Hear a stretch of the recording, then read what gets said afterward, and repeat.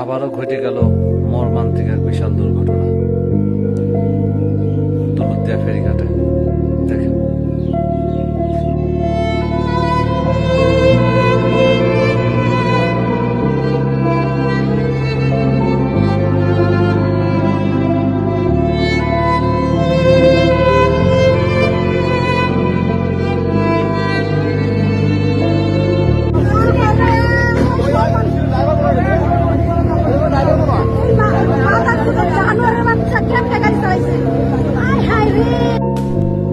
আর কত এমন ঘটনা আমরা দেখব, আর কত দেখবেন, আর কত নিয়ে খুশি হবেন, আর কত এরকম ভাবে অ্যাক্সিডেন্ট দুর্ঘটনা ঘটবে, আর কত।